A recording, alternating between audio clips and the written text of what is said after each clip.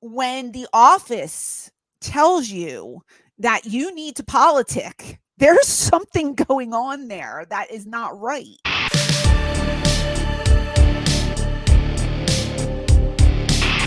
Okay, so there's definitely politics in every locker room, right?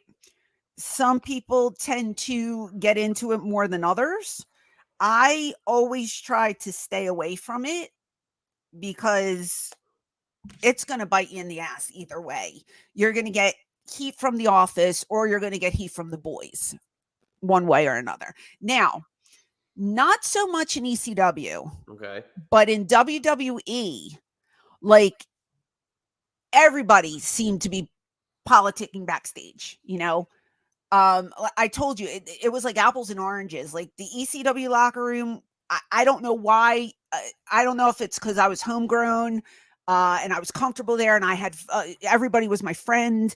I was good with Paul. Like I didn't have to politic. There was nothing that I had to do. I can walk up to Paul and just ask him a question, and or call him on the phone, and he would answer.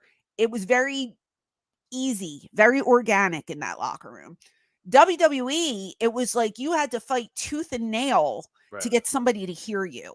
Okay. So I wasn't homegrown there.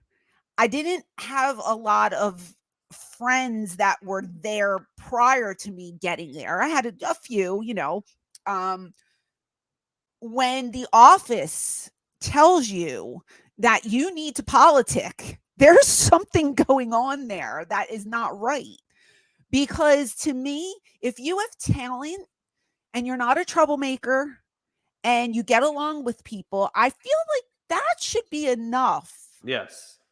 You know what I'm saying? Like, Mm-hmm. I shouldn't have to go into Vince's office and oil up my chest and lean over and ask him what's going on and does he have anything, you know, for me with my name involved in it while I do that. Like that kind of stuff is not comfortable, it's not cool, and it's not something that I ever had to do in my life, and I've never done it in my life. You know, they say there's the casting couch in Hollywood.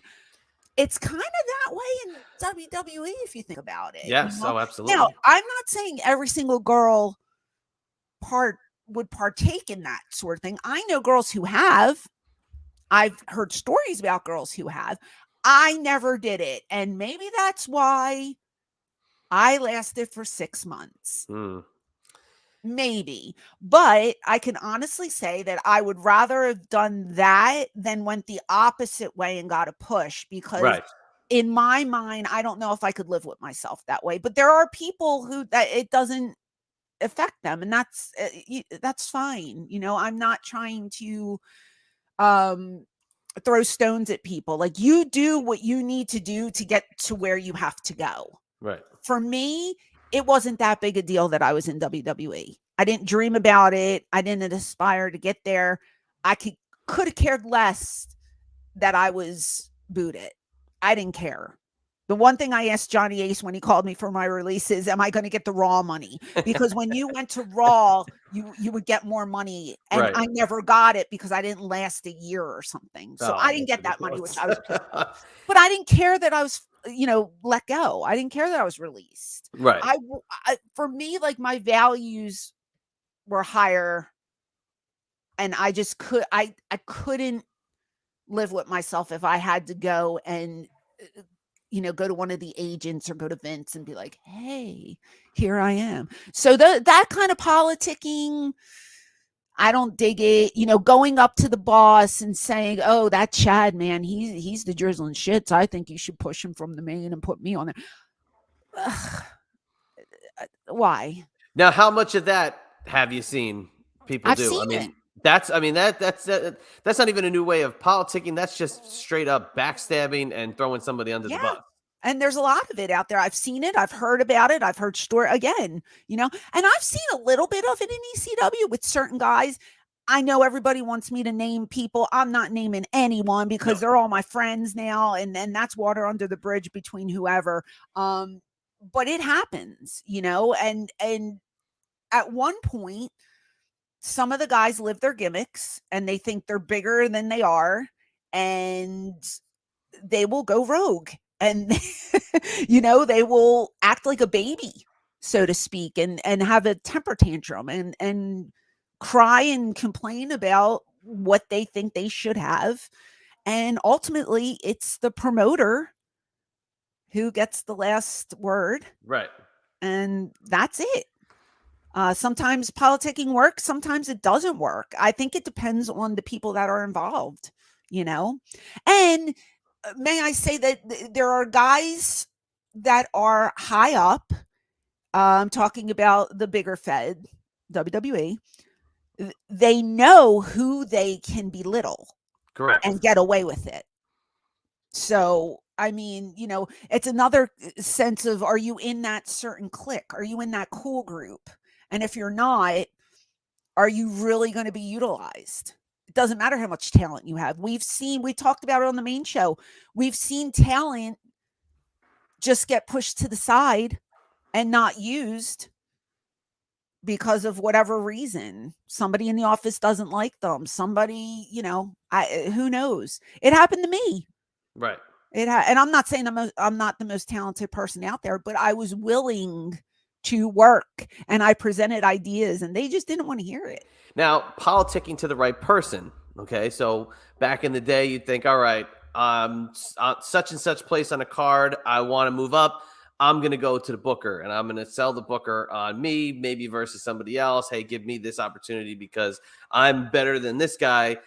But as time has evolved and people change, the industry changes, when writers start to have a dictated position in the company, do you think that it's easier for a wrestler to go and politic his way in the ear of a writer than it is even maybe in the ear of a booker or promoter, because the writer may be a tad more impressionable to the ways the wrestler is pitching them?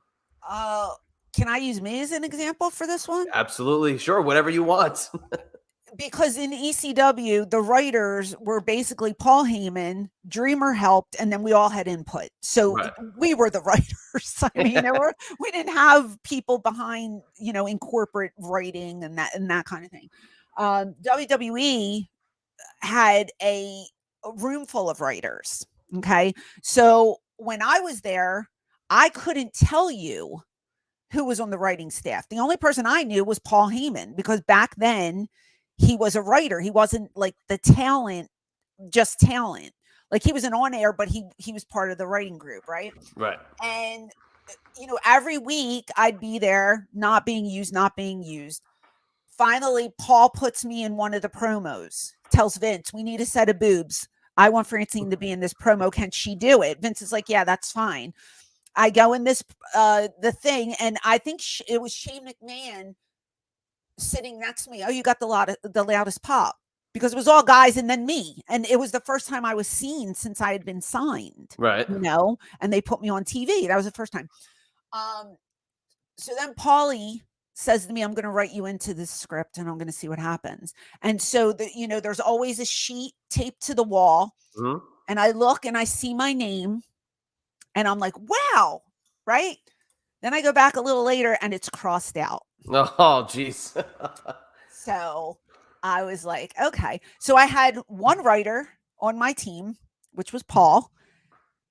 I don't necessarily know if the other writers pooed on it, but ultimately it goes to Vince.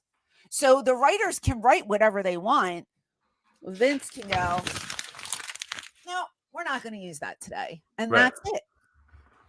And that's the way it went, and I didn't remain on that sheet until I ran down the hallway like a lunatic and smacked Vince on the back. Smacked him on the back. That's Right. when everything changed. Yes. But then, Balls took drugs and ruined everything. I just went back to, God love them. But, that's the way it happened. But again, when my name was taken off that, did I go and complain to somebody? No, I didn't. What did I do? I went into either catering and I ate cake or I went to the locker room and I read a book because I just didn't care. But in their weird WWE world, Maybe you should have. Maybe they wanted you to do that. They took you off the sheet so they could hear from you, and they wanted to know what you thought about it, but you didn't do it. Like, is that how twisted the thinking is up there? Johnny Ace Laurinaitis pulls me in his office. You're like watching paint dry. And I said, excuse me? He goes, not your work. I'm not talking about your work. He goes, you're not politicking. Point blank. Point blank just says it. You're not politicking. Yes. What are you doing? And I said, what do you mean? What am I doing? He goes, you're in your locker room where no one can see you. You're hiding, he says. And I said, I said, I went to catering. I said hello to everybody because I did. I made it a point, as uncomfortable as I was. I always went to catering because I need my food. That's right. Girl needs to eat. Okay. Right. I wasn't eating what the other girls were eating, but I was eating. And then I made it a point to go around and to say hello to everyone. Even people I didn't even know. I would give a wave. Like if it was a table, maybe it was a table full of the writers. I didn't know anyone. Hey guys, how are you? You know what I mean? Just hi, here I am, blah, blah, blah. And Johnny goes, you need to walk around and you need to be like, hey, what's going on? What's happening? Blah, blah, blah. I don't do that. And he goes, well, maybe you should. And right then and there, I said, what kind of world am I living in? Yeah. Because I never had to do this before. Granted, our organization in ECW wasn't as big. There wasn't as many people on board. Right. But I never walked into a room and felt like my skin was crawling in ECW. I woke up having to get on that airplane with a stomach ache because I didn't want to go. And I forced myself every week to go. And every week I would come home exhausted, whether I worked or not, because it was mental.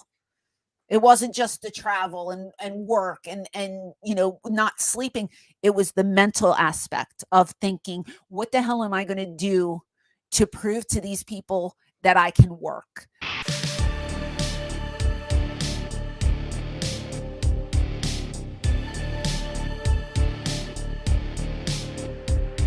Hey there, it is the Queen of Extreme, Francine from ECW. Do you want to see more of me? Click over here to watch another video, or click over here to listen to my podcast.